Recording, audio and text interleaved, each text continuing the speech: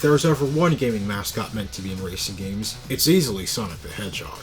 The Blue Blur is no stranger to racing, having games where he's raced on foot and on wheels, but for his 15th anniversary in 2006, Sonic Team decided on something different for his next racing spin-off. By combining elements of kart and futuristic racing, extreme sports games, and mechanics from Sonic platformers, they created a one-of-a-kind experience in Sonic Riders. Taking Sonic off his feet into the skies was unlike anything found in his previous games, yet still in line with the kind of high-speed action he's known for, and in my opinion is still the most creative way he's ever taken to the track. So with introductions out of the way, this is Sonic Riders, an extremely fitting Sonic spin-off.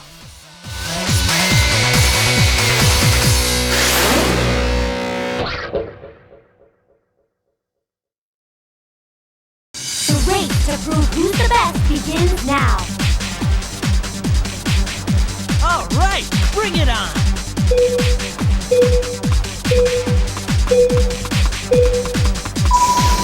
Knuckles has done a great job taking advantage of the move. He's the perfect landing and takes advantage of the speed. He's hot stuff.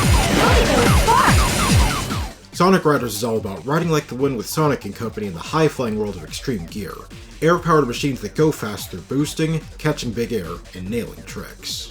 While on the surface things may look like Sonic going the Mario Kart direction, just with hoverboards, there's a surprising amount of depth to Riders' controls and mechanics that give the game its identity. I suppose the best place to start explaining is how the race starts. You line up on the starting grid on foot, and can move around up to the start line, which is gated off, and deactivated once the 3-second countdown ends. There's a beam in sync with the countdown you can follow to help gauge your timing. Getting a great start involves running up to the line just as soon as the gate opens when the countdown hits 0. If you jump the gun and try to cross too early, you get shocked by the gate, losing time and starting from a standstill. Cross too late and the pack already has a lead on you. Walking backwards a little, then running full speed ahead with your timing just right will have you the first to the track and setting the pace. It takes some practice, but the advantage is worth it. Once you start riding in your extreme gear, there's actually no gas button to move forward. Acceleration is automatic, but there is an air brake if slowing down is necessary.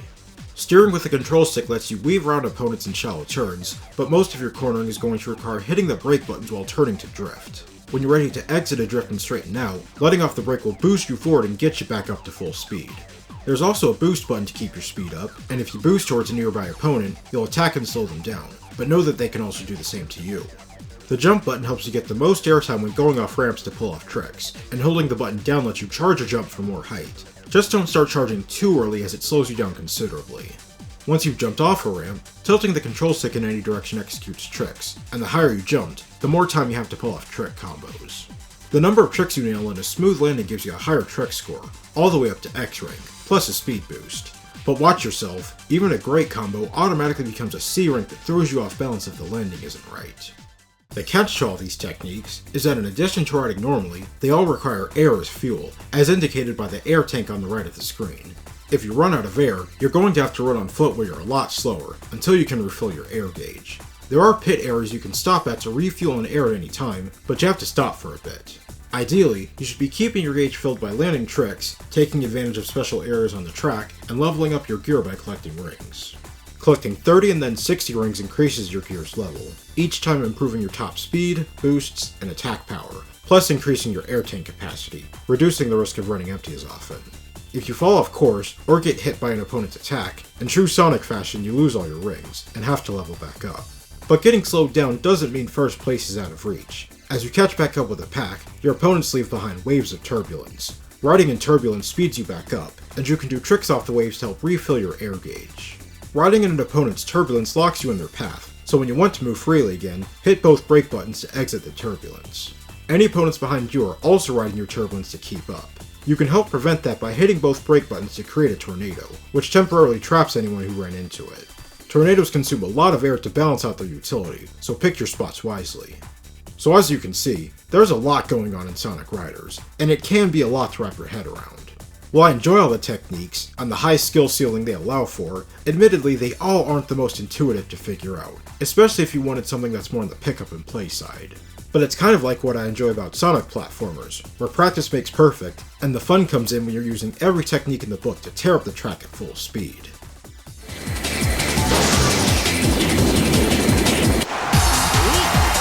Sonic made a splendid finish in first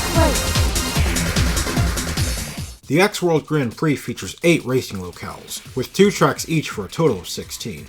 These locations include a futuristic city, a water-filled canyon, a robot factory, desert plains, and a Sega-themed carnival. Similar to traditional Sonic levels, the track layouts follow an Act 1 and Act 2 structure. The first track is generally easier, and the second mixes up the environment and obstacles to make things more challenging.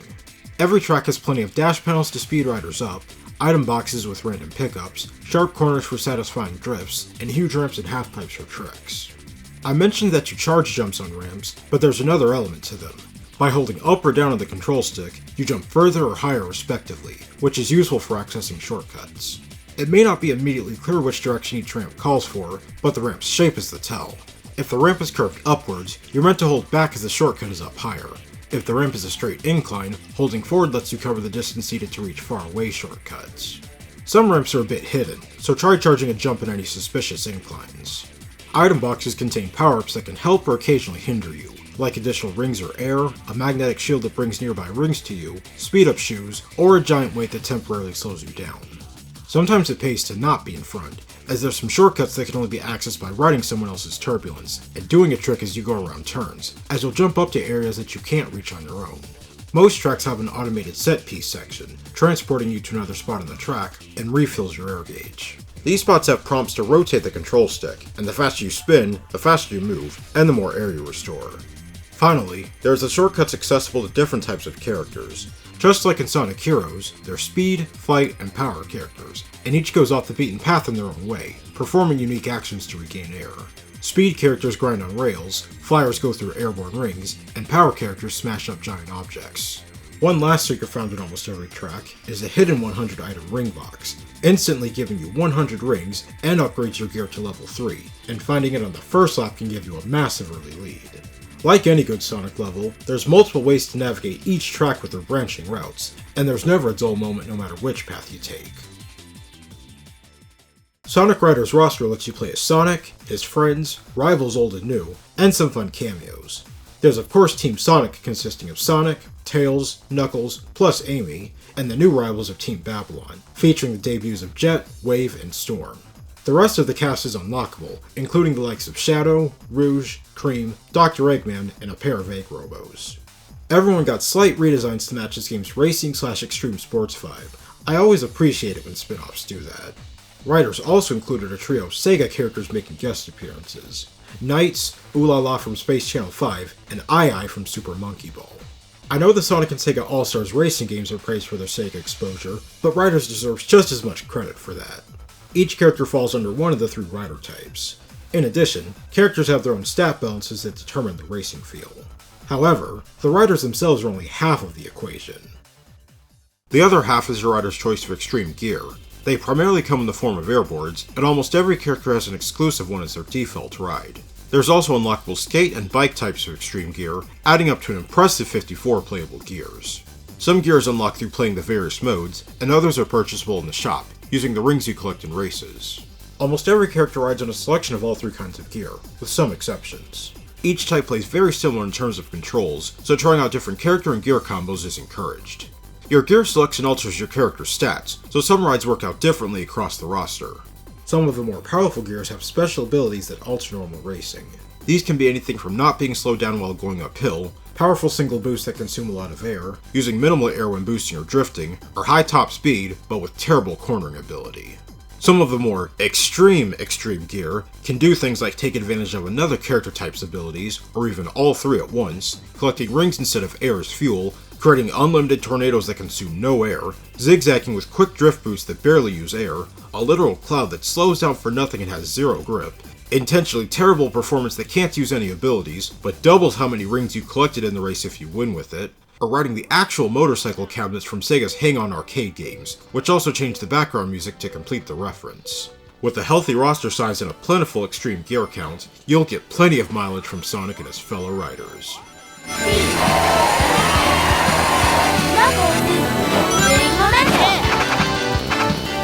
If there's another quality Sonic Riders has in spades aside from speed, it's style. Everything about this game looks and sounds cool, from its beautiful 2D animated intro to the speedy moment-to-moment gameplay, and especially the music. Sonic has never felt this fast in a racing setting before, as you fly through the colorful and detailed tracks at 60 frames per second, with speed lines and motion blur accompanying those especially fast moments. The light trails coming from your extreme gear help accentuate your agility on the track and in the air. The characters are quite lively, with a wide range of animations and voice clips in line with their personalities, and a fair share of exaggerated proportions when they perform attacks. Extreme gear comes in many shapes and sizes, and you may find yourself willing to deal with some gear's drawbacks, simply because certain characters look cool riding them. Further adding to the sports event atmosphere is the color commentary during races, courtesy of Momochow, with plenty of one-liners for the racers' thrills and spills.